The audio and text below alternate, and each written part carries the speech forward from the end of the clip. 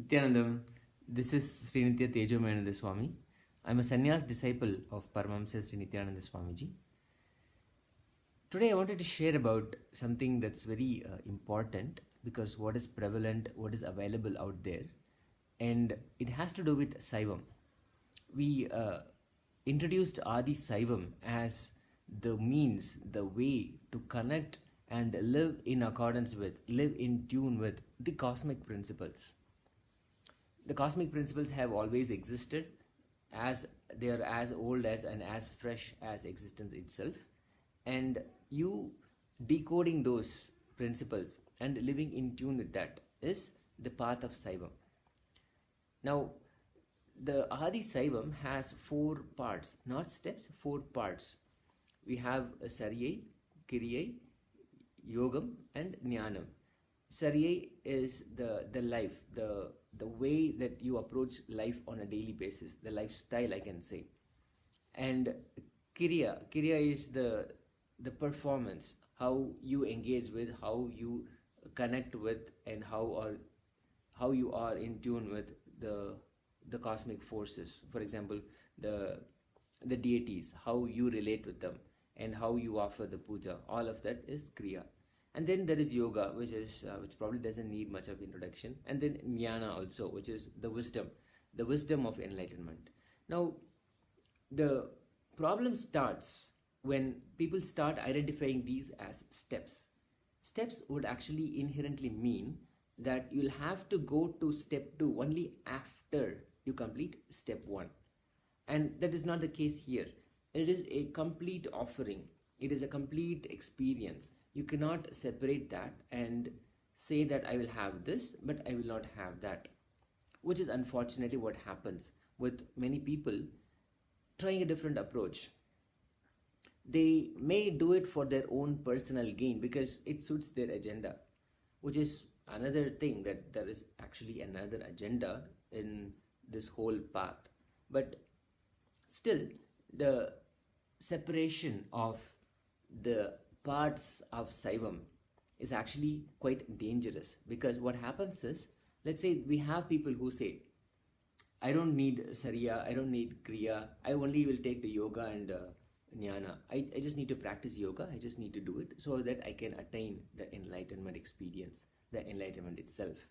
But that's not going to happen, because Sadashiva gave all of these as one, as a complete experience. You cannot separate one from another and say that, I will only have this and I will not have the other. What happens if you just practice yoga?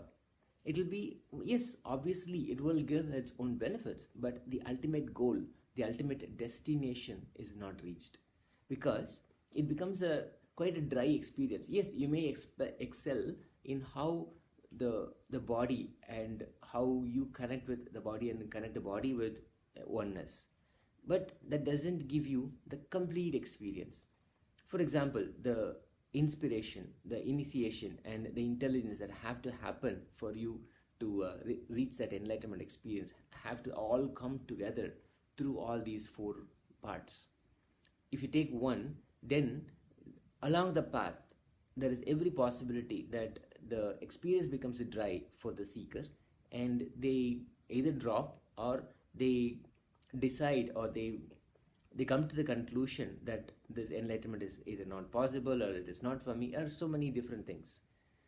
Now, there are many approaches, there are many people who actually try this approach for their own gains, and they call the Sariya and Kriya as cultural frills, which is not true. This is what Swamiji, this is what Sadashiva has given to us to live with and to experience and to go through, so that we can have the ultimate experience. And it's so beautiful.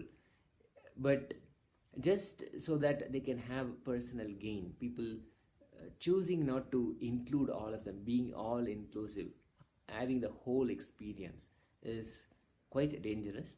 And would like to remind that in Adi Kailasa, where we live with Swamiji, the lifestyle itself is embedded. The Adi Saivam is embedded into our daily lifestyle. We have the authentic yoga that happens in the morning, and the puja that we do to both our Guru, Swamiji, and to Sadashiva. and the satsang that we listen to every day. Every day we receive the interception of the Upanishads, the original scriptures, all of that. So beautifully, our lifestyle has all the Saivam, the Adi Saivam embedded into it.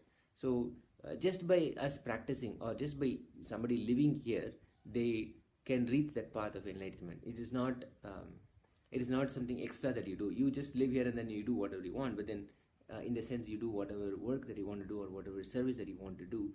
But as part of you living here, as part of you going through this, automatically you are part of the Adi Saivam experience, and you are, of course, living in the presence of a living incarnation, and that alone will take you to the path, take you to the experience of enlightenment. So this is what I wanted to share, and please feel free to share your thoughts on what you feel is appropriate, what is the right path for you, what has worked for you, what has not worked for you, and how has it been for you on your path of seeking. And I'll be very happy to share my thoughts and my experiences with all of you.